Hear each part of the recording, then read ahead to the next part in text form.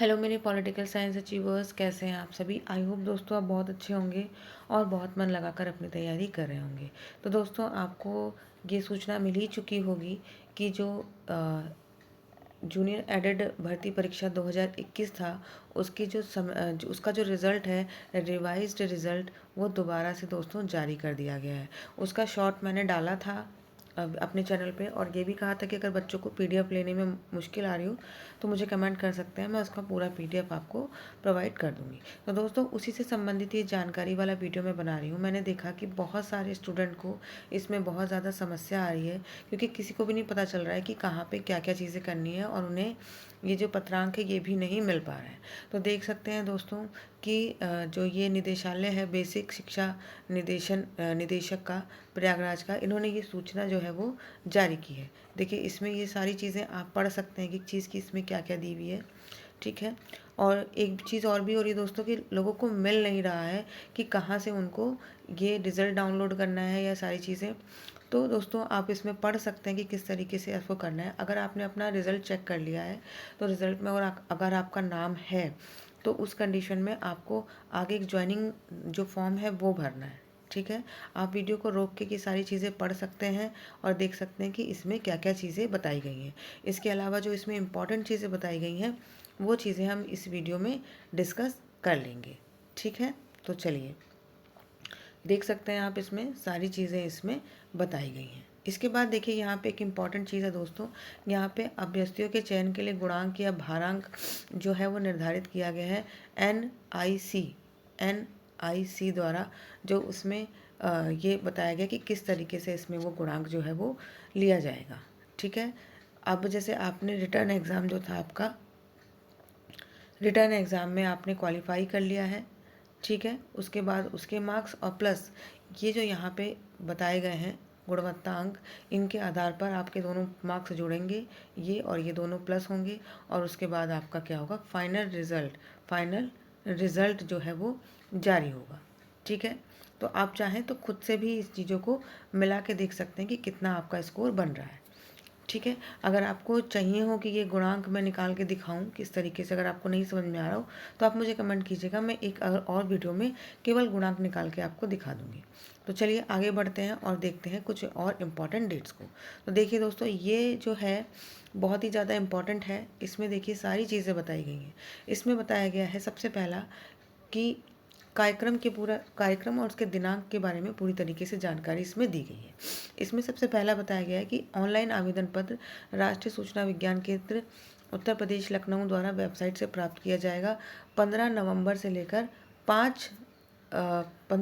लेकर 5 दिसंबर तक आपको ये जो है वो ऑनलाइन आवेदन पत्र जो है यहाँ पे देखने को मिलता रहेगा। उसके बाद है ऑनलाइन आवेदन पत्र के आधार पर राष्ट्रीय सूचना विज्ञान केंद्र उत्तर प्रदेश लखनऊ द्वारा विकसित सॉफ्टवेयर के माध्यम से चयन सूची का प्रकाशन, यानी कि चयन सूची का प्रकाशन जो है वो 23/12 तक किया जाएगा।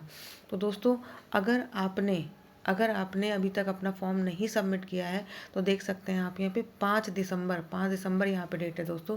15 दिसंबर से शुरू हो चुका है। हालांकि ये पता बच्चों को देर में चला है, ठीक है, मुझ तक भी सूचना देर में आई है। तो इस वजह से अब अगर आपने समय अब नहीं गवाइएगा। अगर आपका नाम है तो आज देखिए 30 नवंबर डेट है, तो आज आप जल्द से जल्द अपना यहाँ पे ये जो है ऑनलाइन आवेदन पत्र वो भर दीजिए, ठीक है। वेट मत करिए मतलब लास्ट डेट का, क्योंकि ये 5 तारीख तक है, ठीक है।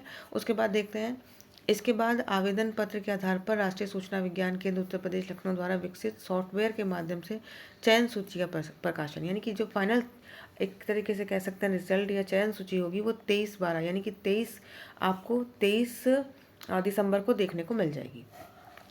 और जो प्रधानाध्यापक और सहायक अध्यापक पद पर चयन सूची में सम्मिलित अभ्यर्थियों को विद्यालय आवंटन का विकल्प जो है वो 24/12 से लेकर 30/12 तक, यानी कि 24 दिसंबर से लेकर 30 दिसंबर तक के बीच में दिया जाएगा। यानी कि लगभग 6 दिन का समय यहाँ पे आपको मिलेगा अपने विद्यालयों को चूज़ करने के लिए, ठीक है।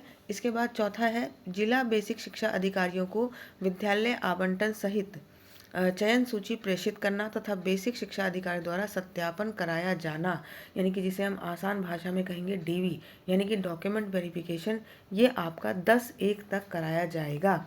यानी कि 30/12 तक, यानी कि 30 दिसंबर तक आप अपने जो है विद्यालय आवंटन की सूची जो है वो सब सबमिट कर देंगे।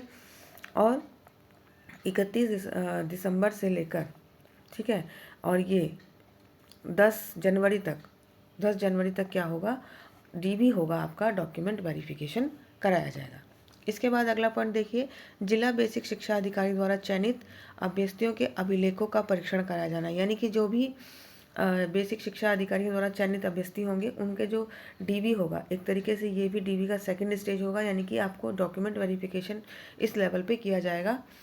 बेसिक शिक्षा अधिकारियों द्वारा चयनित जो भी अधिकारी होंगे जो चयन कर लेंगे उनका फाइनल डीबी कराया जाएगा।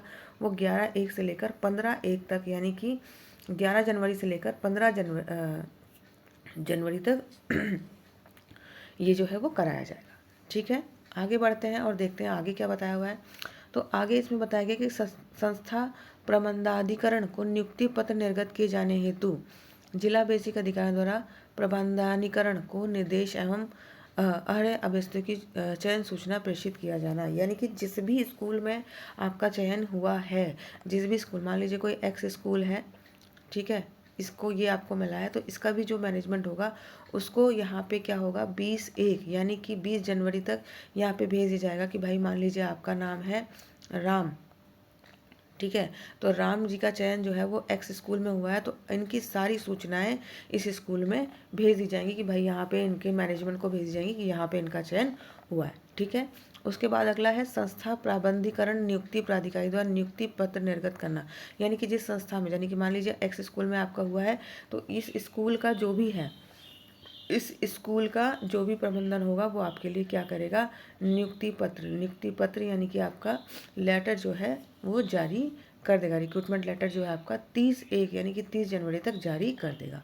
और ये बताया गया अभ्यर्थियों के विद्यालयों में पदभार ग्रहण कराया जाना 15/2 यानी कि 15 फरवरी से पदभार ग्रहण कराना शुरू कर दिया जाएगा। और लिखा है कि अंतिम लिखा है कि विद्यालयों में नियुक्त अभ्यर्थियों के समस्त अभिलेखों का सत्यापन, आप जब नियुक्ति हो जाएगी उसके बाद आपके समस्त अभिलेखों का सत्यापन जो है पदभार ग्रहण करने की तिथि के 1 माह के भीतर जो है वो करा लिया जाएगा। तो दोस्तों ये हैं यहाँ पे सारी इंपॉर्टेंट डेट्स।